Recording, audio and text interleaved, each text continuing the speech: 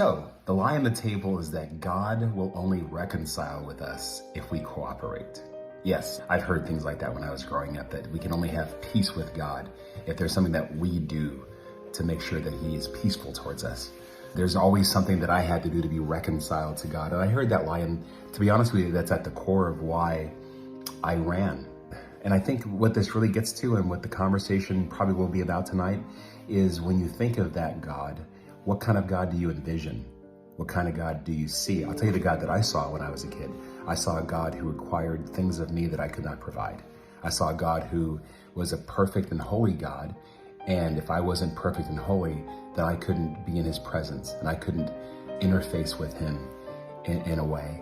And so I suppose there is a path of logic that says, let me just try harder and try to do that. I didn't take that path.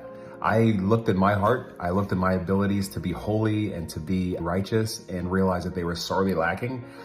And so I ran as far as I could, and that's my story.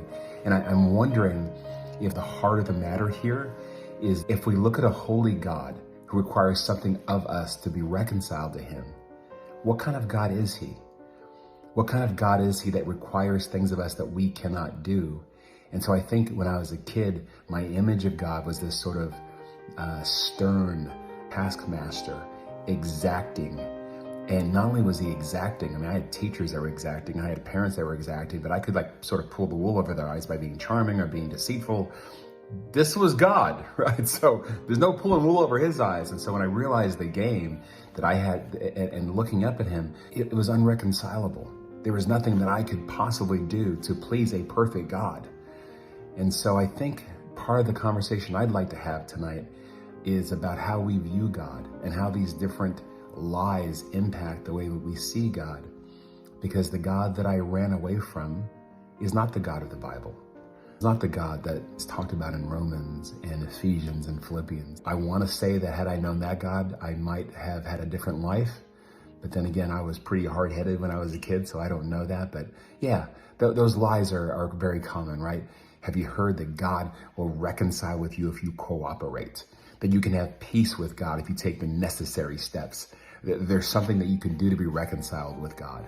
I encountered those as a lad, and they painted a picture of a God who I knew I could not negotiate with, I could not deal with, and so I ran. The lie that we are discussing today is this lie that we have to do something so that we can be reconciled to God. That, in a sense, our reconciliation to God is dependent on us. Growing up, I had this thought that, yeah, God wants me to return to Him. God wants to reconcile with me, but I had to do something to make that happen.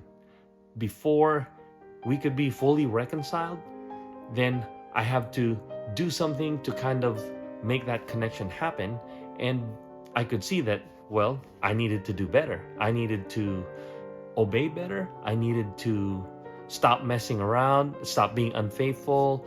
I needed to submit more. I needed to love God more. There's all sorts of stuff that I needed to do. And all of it was so that God would accept me back. I knew that He wanted me. It's just He needed me to do something without Him before He could really accept me, before He can really be reconciled with me.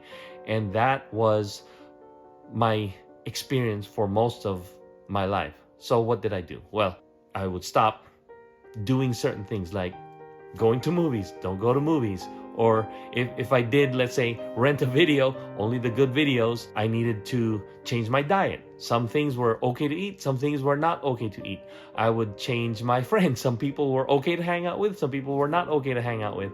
I would change my clothes because some were okay, some were not okay. So all of these different things, and I'm sure you could think of many things in your life that you think you needed to adjust before God could really be reconciled with you.